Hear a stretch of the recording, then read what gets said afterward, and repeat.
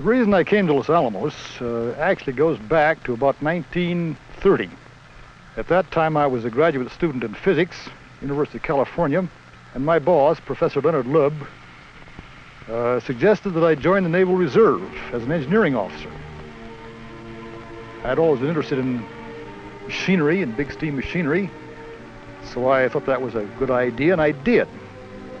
And from that rather casual decision back, as I say, about 1929 or 30, eventually followed a train of events which got me to Los Alamos. I got my degree in physics, went to teach physics at Stanford University, and then when the war came on, or shortly before, I found this old Naval Reserve Commission coming back to call me up. Having been in the Naval Reserve for 10 years then, I couldn't see any good reason for not going on with the problem. So I said, yes, I'm ready. When do I go and where do I go?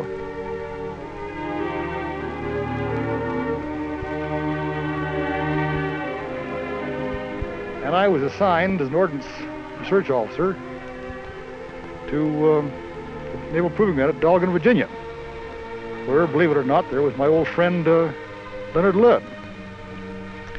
I spent the first 3 years of the war there till 1944, and in the course of that I worked for a man by the name of Deke Parsons, then Captain Parsons.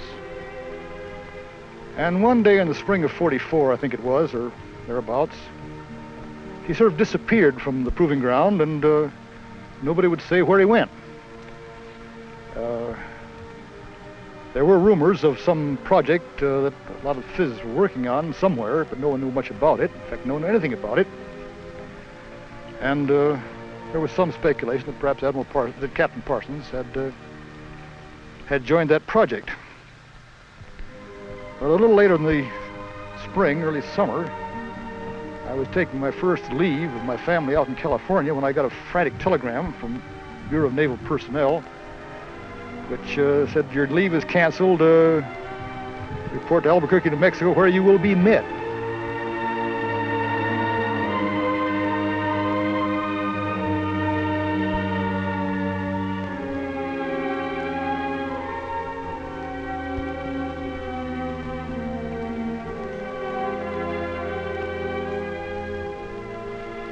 At Albuquerque, I was met by my old friend, Admiral Parsons, then by Commodore.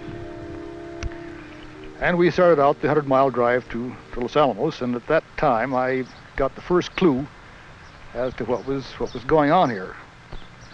It was a very pleasant trip. It reminded me of my home in California, nice, beautiful desert country, and I'd seen about all I wanted to of the green fields and hills of Virginia. And so when Parsons said that he wanted me to come here, be assigned here, and help George Kistiakowsky in the operation of what was then called the Explosives Division, I was in no position to argue much anyway, and except for a slight fleeting thought that crossed my mind more than once. Once I got there, I'd never get away. In about a month, I'd packed up my affairs at Dahlgren and driven across the country with my family and turned up at what was then sometimes thought of as a concentration camp, a place called Project Y. It was Los Alamos, but all that anybody knew was Project Y. First impressions of the place were a little extraordinary. There were a series of old green buildings made of fiberboard, 2-story high, lining a narrow road surrounded by a fence. In the general vicinity of these buildings were barracks, some little prefab sort of huts that had been brought down from Hanford, and a considerable number of rather bleak but very efficient 4-family apartments. And in addition to that housing, there was a place called Bathtub Row. Bathtub Row was all that was left at that point, almost all that was left, of the days of the Los Alamos Ranch School, because up until 1942, Los Alamos had been the site of a boys' school.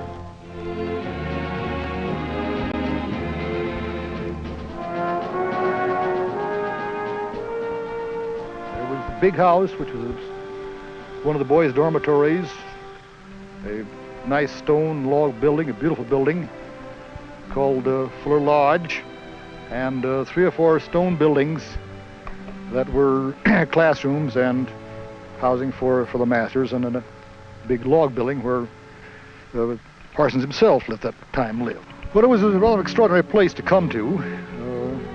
We worked 6 days a week, very busy.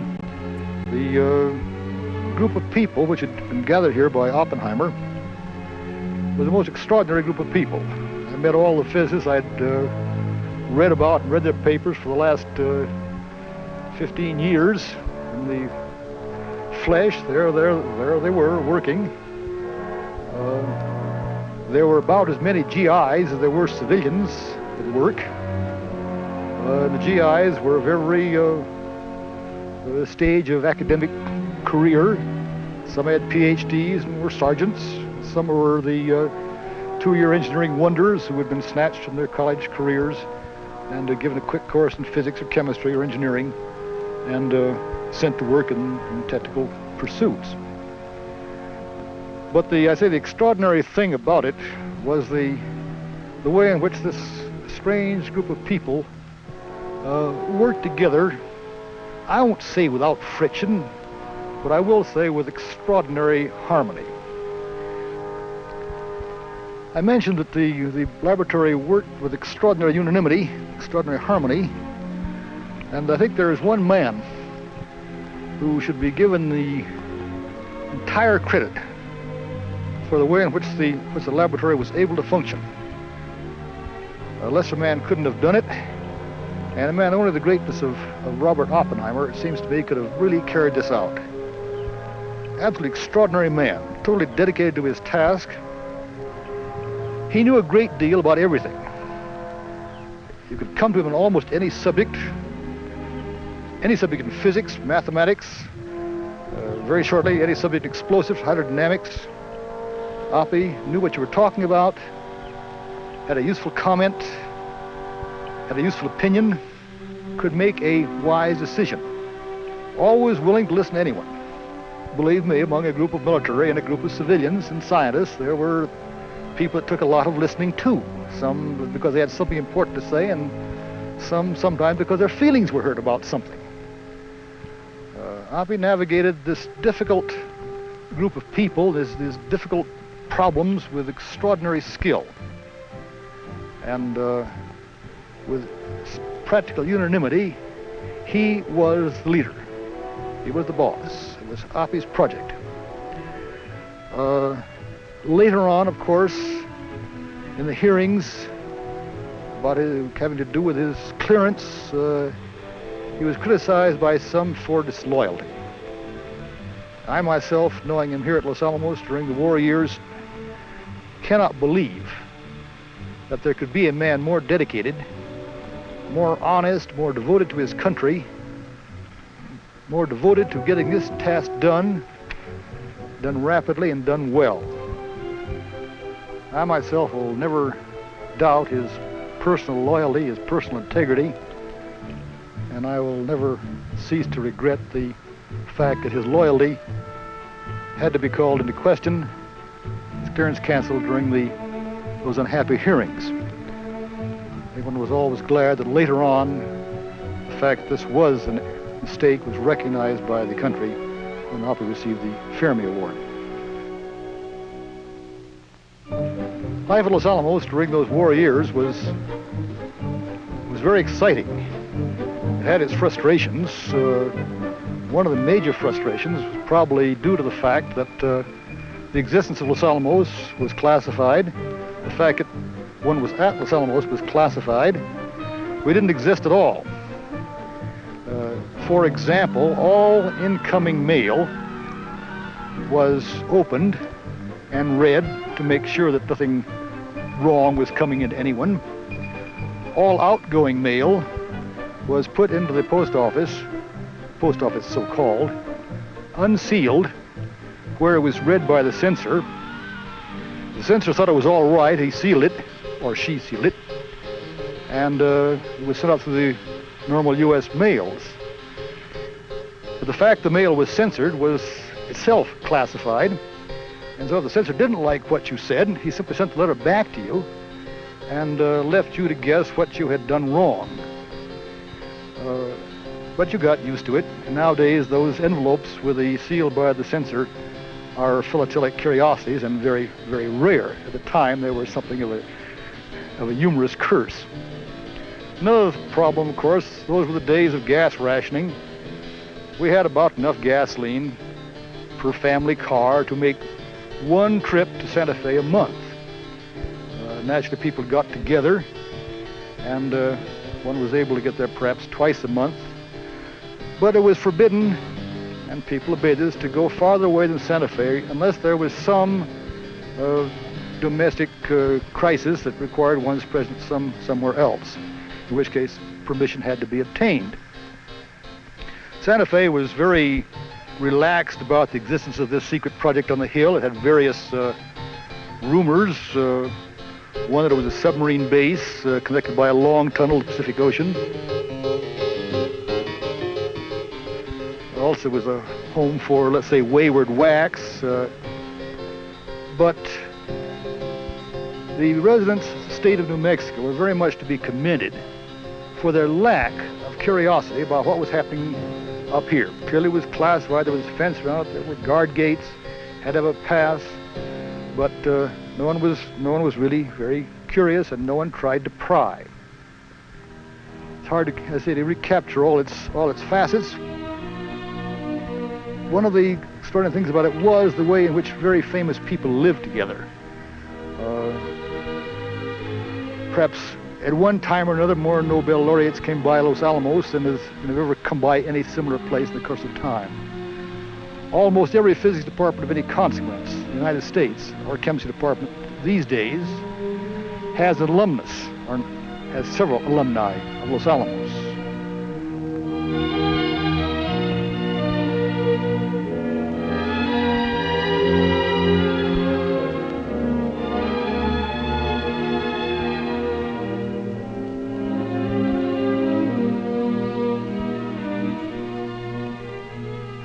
Lawrence was a frequent visitor here, and his enthusiasm, his energy, his absolute dedication to the project, which started at the Rad Lab in Berkeley, was infectious for anyone who knew him. Fermi, of course, was an absolutely wonderful man. There was no subject in physics which he couldn't think about and explain. Sometimes his explanations were so simple and so obvious that while one listened to them, they went down very easily. You think, now I understand that perfectly. A little later on, when you try to recapture that proof or that theorem, it wasn't quite as simple as it had seemed when Fermi himself was talking about it. But an absolutely wonderful man. His guidance, his help, his ideas, his intuition was beyond belief. Frisch was here, famous besides for his physics, for his ability to play the piano. And Segre, the great names of physics, were here at Los Alamos, some as residents, some as visitors.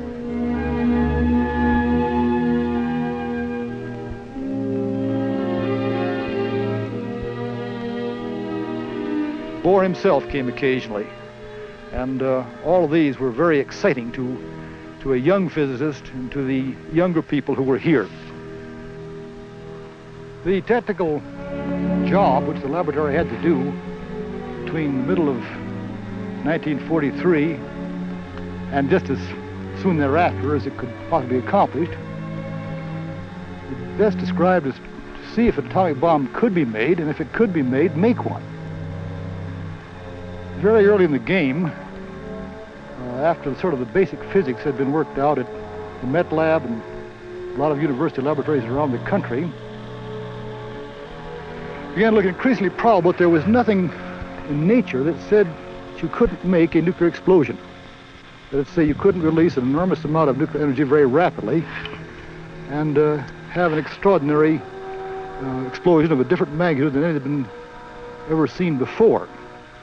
Nevertheless, one was dealing with a regime of temperature and pressure had never been seen on the surface of the Earth, and it was always, of course, possible that somewhere there was a phenomenon or an effect which had been overlooked. There seemed to be two ways to go about getting this nuclear explosion. The most commonplace one was what we then called the gun type of assembly, where one simply brought two subcritical pieces of fission material together fast enough and under suitable conditions so the explosion would result. But in the course of working on that particular method of attack on the problem, another idea turned up the laboratory, that it might be possible to assemble material by explosive means in a spherical geometry. And if this were the case, then there would be certain gains in, let's say, efficiency and in possibly even in practicability. So both of these ways of going about the problem were under active exploration by the time I came to Los Alamos. It was the increased emphasis that Oppenheimer wished to place, and Kinsey wanted to place upon the implosion type of assembly, that I think was probably directly responsible for my being assigned to that type of activity. Nevertheless, both of these things were pursued with equal vigor, and there was almost a race between the availability of the material and the availability of the necessary professional technical skills, physics skills, and explosive skills, to make either one or the other type of device. Actually, this is now history, of course, both the task of the gun-type device and the implosion-type device were completed about the same time, and it was decided to make a test near Alamogordo, called the Trinity site, of the implosion system. There was good reason for doing this. If there was anything wrong, time to find out about it was now rather than heat of battle. Secondly, the implosion system was the most technically complicated. If it worked, it would test two things at once. It would test this fundamental concern that I mentioned a moment ago: can you or can you not make any atomic bomb?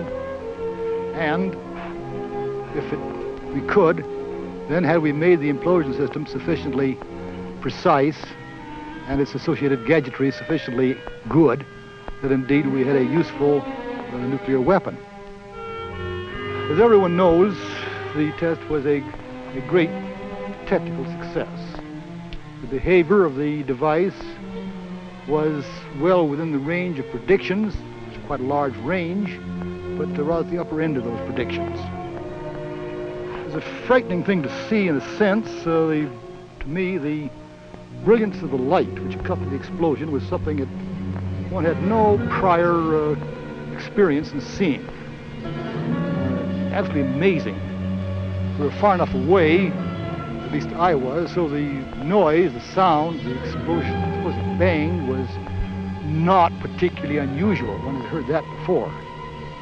But the brilliant and long-lasting light was something that had never before been seen.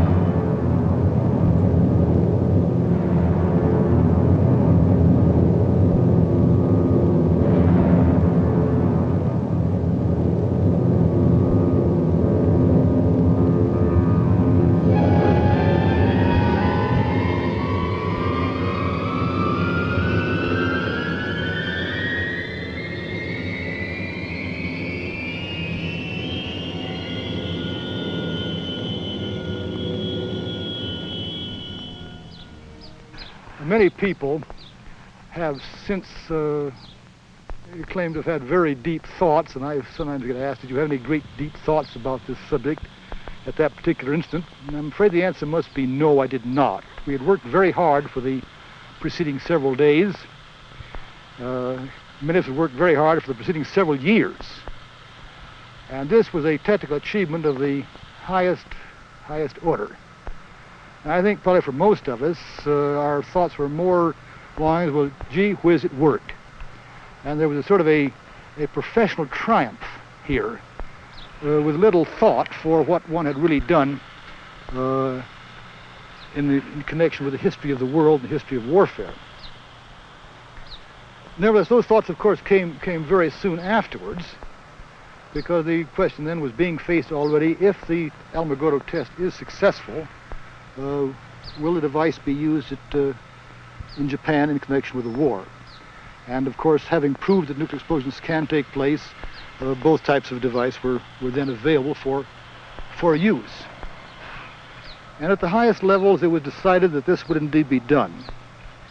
It's my own very strong opinion that this was a correct decision, although I know that many people have had second thoughts about it, or feelings of guilt, or whatever you wish.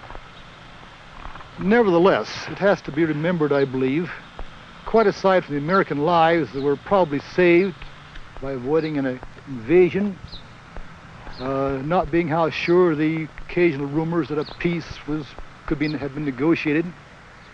Nevertheless, I think it has to be remembered that nuclear fission was known then and known before the war around the world. It was known that Hitler had considered the possibility of making an atomic bomb in his country. The Russians certainly knew about it. The British knew about it. If we had not made the bomb, someone else would have. I would, for many, many reasons, prefer that this country have done it.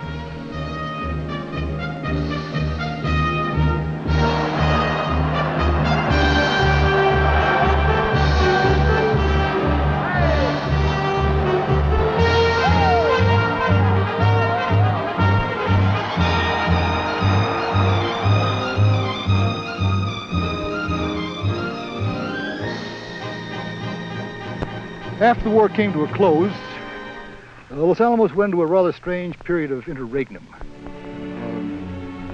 A number of us believe very strongly that the things that we had not done and the avenues of research and development that have been opened up would now have to be undertaken. That the world, having seen an atomic bomb, having known it was now possible, would certainly in several countries undertake to do it themselves. It was not possible, although an attempt was made to see if one couldn't get nuclear accord in 1945-46, but it failed. I would say, of course, because that was perhaps too much to ask of human nature. Perhaps the most important thing that the atomic bomb had opened up was the possibility of making a fusion bomb, because now one had on the surface of the Earth those conditions of temperature and pressure which are necessary to make the fusion reaction, the reaction between very light elements, take place. And this was simply now a possibility, and would have to be looked at it. If we didn't, someone else certainly would. Most of our first attempts were theoretical attempts, led us into blind alleys. It didn't work, or it didn't work well, and seemed to be pretty cumbersome and effective. But eventually, if smart people work at a problem long enough, and if it's within the realm of nature, they'll find their way through it. Edward Teller and Stan Ullum, supplemented by I don't know how many coffee table discussions and laboratory discussions and experiments, came up with a way that looked feasible to make a thermonuclear explosion, to make the hydrogen bomb or the fusion bomb possible. And so we devoted then almost the entire energy of the laboratory along that particular line, and were successful in the Mike shot.